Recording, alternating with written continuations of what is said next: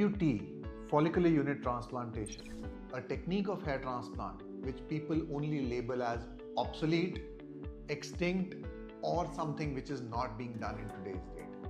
Are you one of them?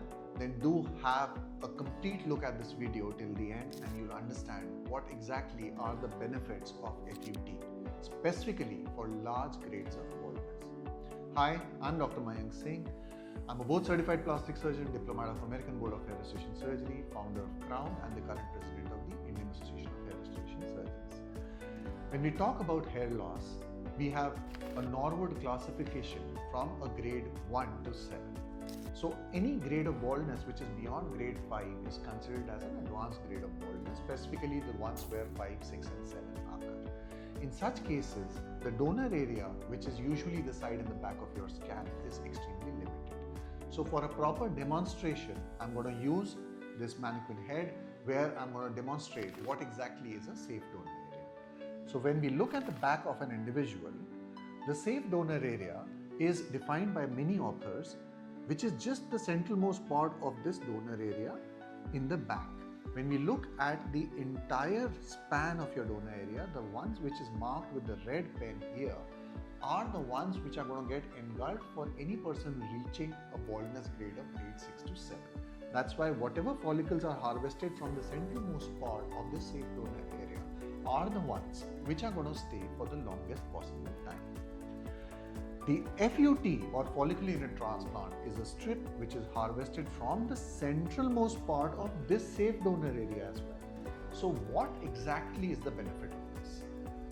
First benefit, when we remove this FUT, the FUT is incised under vision. So you can see the hair follicles from the top to the root. So the overall damage in a good FUT surgery by an experienced plastic surgeon who's doing an FUT surgery is less than 1%. That is the transaction rate or damage rate.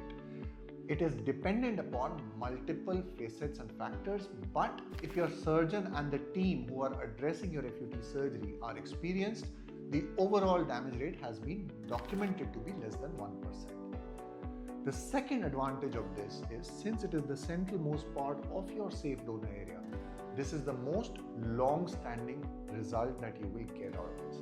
A single strip in the center, which may be from a width of 1.3 to 1.5 centimeters on an average with a good density in the back, can give you close to 2800 to 3200 grafts easily. And with an average laxity of the scalp also, the closure of this FUT can happen as a tension-less closure. The closure in today's date which we follow is called as a trichophytic closure. What this does is, we repair it in a manner of a plastic surgical technique that you will have hair growing through the scar as well.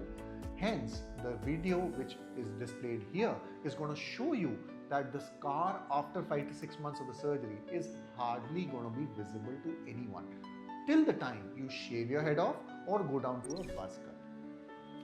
Now, what is the other advantage of FUT is that when we have taken this strip from here and taken probably 2800 to 3200 grafts out of the centralmost core area, and that makes the framework of an individual in the front, this is the longest possible result that you can get out of a hair transplant.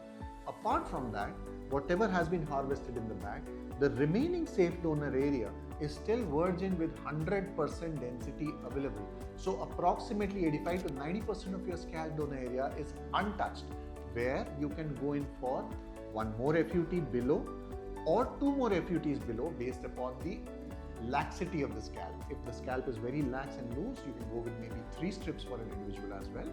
But that does not mean you're going to have 3 lines of stitches like what used to be looking like rail track scars over the back of the heads with older generation of hair transplant surgeons.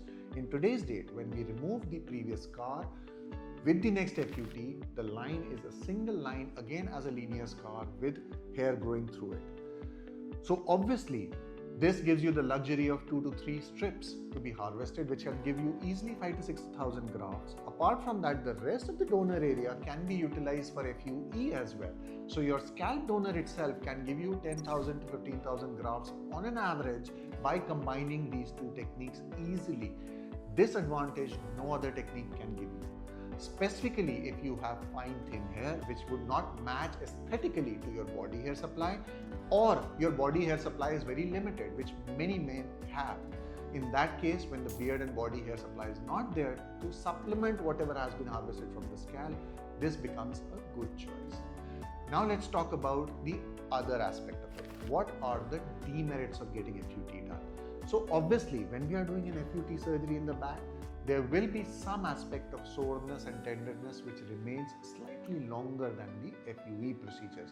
For all my patients after the hair transplant surgery, whether it is FUT, whether it's FUE, or a combination of the hybrid surgeries which we have done, we always give painkillers only for the first 3 days, after which your painkillers are SOS. If you have pain, then you take it. Otherwise, it's not required. The tenderness after the surgery remains for about 2 to 3 weeks. So obviously, if you touch that area or you press that area or rub that area, it's going to be slightly sore. The same thing with FUE hardly stays for about 7 to 10 days. So the recovery is quicker with FUE. But the FUT gives you the other aspects of advantages for advanced grades of baldness in terms of more coverage, longer results, more donor area available for the future, and less damage to the hair follicles while we are extracting it. So overall, the advantages of FUT weigh over the FUE extensively.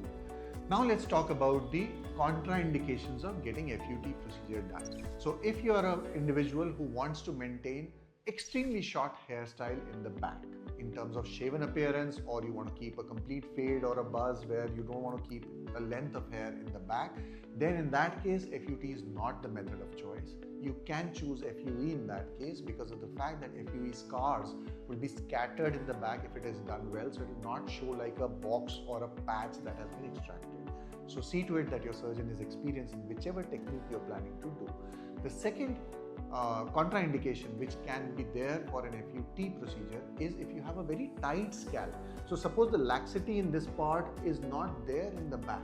In that case, FUT may not be a choice of surgery. For some patients, that is naturally there. For some patients, it could be that one has undergone one FUT or two FUT and then the scalp is tight enough that you don't want to probably create another third incision over there. In that case, FUE becomes a better choice. The third contraindication is if you have a history of hypertrophied scar or keloids in the back, where your scar swells up above the skin surface or stretches extensively, like any old injury, like any tattoo that you have gotten done which has swollen above the skin surface, or if your BCG vaccination on your arm which was done as a child has swollen up, or any other incision or hurt or injury mark that has swollen above the skin surface, please inform your surgeon. In that case, you are not a candidate for FUT surgery. So I hope this gives you a clarity about what exactly are the advantages of FUT, who are good candidates for getting FUT done, who are the candidates where FUT is totally contraindicated. If you still want to figure out what is a good procedure or technique for you, be sure that you go to a clinic or a surgeon who's performing both the techniques of hair transplant for extraction of the follicles.